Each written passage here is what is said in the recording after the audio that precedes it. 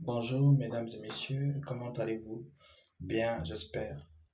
C'est Maël Kombila, votre âme serviteur, toujours présent dans le cadre du projet Le Son de Vie.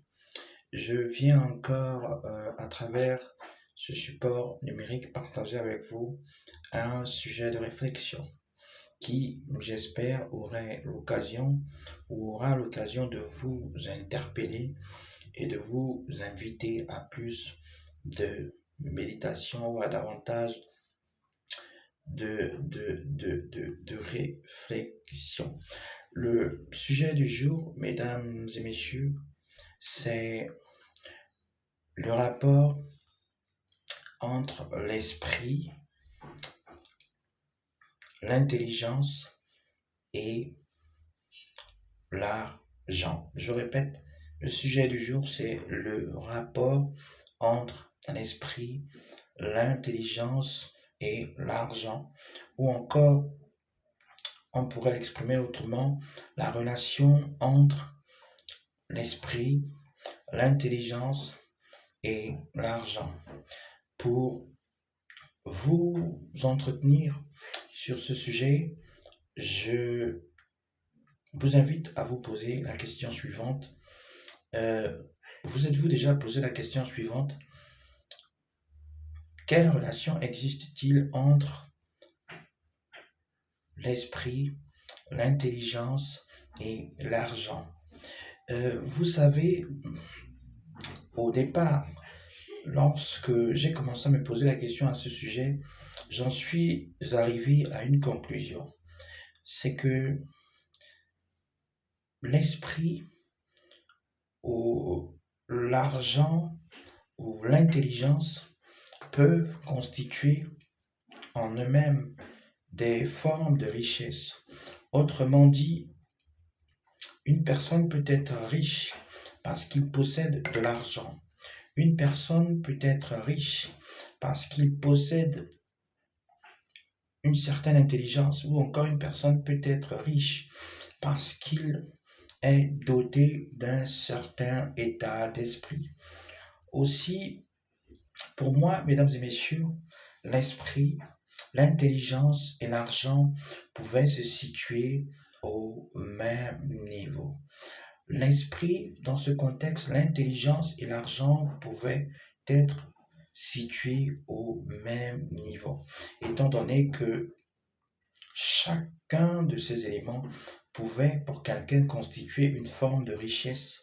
Une personne qui a, comme je le disais tout à l'heure, euh, une grosse quantité de sommes d'argent en banque pouvait se considérer comme une personne riche.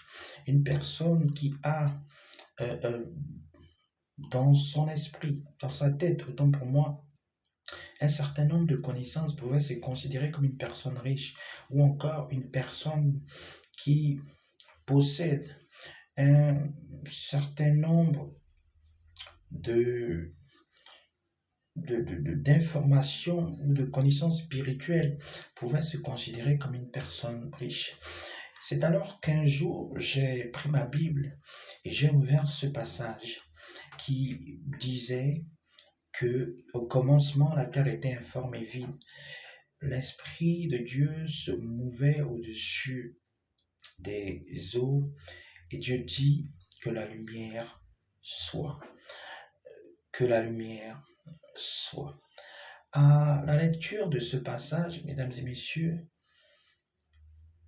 l'Esprit de Dieu pouvait me dire que Dieu, sinon l'Esprit de Dieu qui était au commencement, ne peut être placé sur le même pied d'égalité que l'intelligence ou encore que l'argent. Je répète, l'Esprit de Dieu qui était au grand commencement ne peut être placé sur le même pied d'égalité que l'intelligence ou l'argent.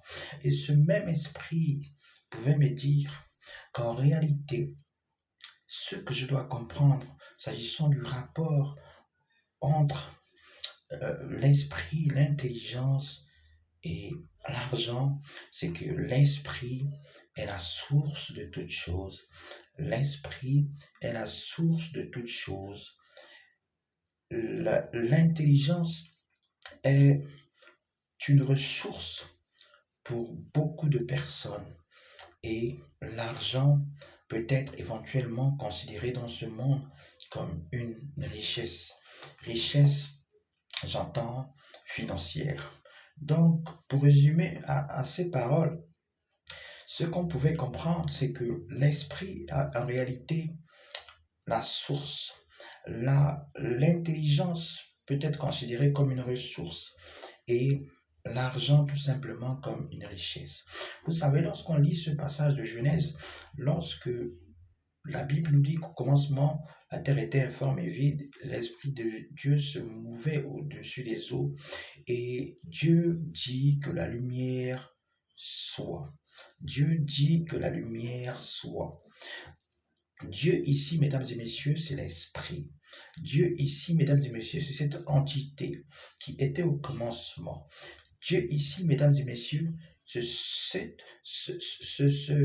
on va dire ça comment pour prendre une image, c'est cet abreuvoir pour quelqu'un qui a permis de déclencher un processus, qui a permis que la lumière soit.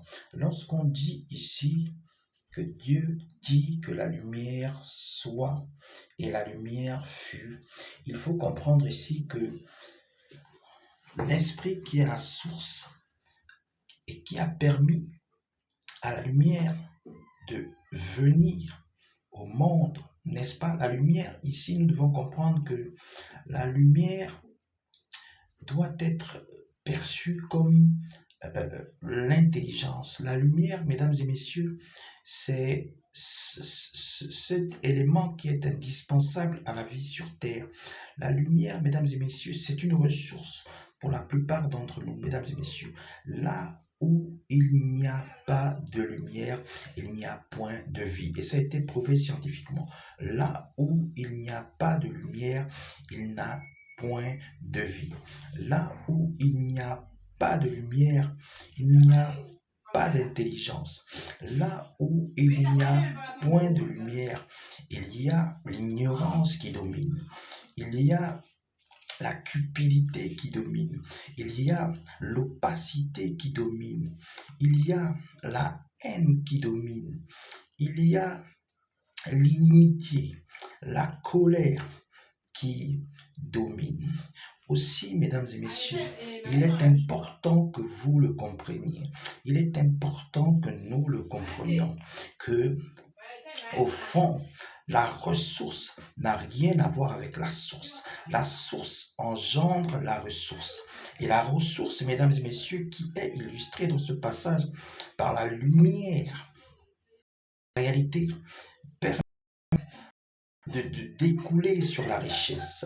Ici, mesdames et messieurs, lorsque l'on parle de ressources, c'est notre intelligence qui permet à quelqu'un, qui a permis à quelqu'un un jour d'inventer ce moyen financier que l'on appelle aujourd'hui l'argent, qui a permis à quelqu'un un jour de mettre en place des stratégies qui lui permettent de s'enrichir par des moyens financiers, qui a permis à quelqu'un un jour de développer des structures qui lui ont permis de gérer des biens financiers, qui a permis, je disais, à quelqu'un un jour de créer de la richesse. Mesdames et messieurs, l'esprit est la source. L'esprit est la source. L'esprit est la source. La lumière, l'intelligence, c'est la ressource. Et la richesse, éventuellement, dans ce bas monde, ce sont les moyens financiers. Et il faut que nous le comprenions.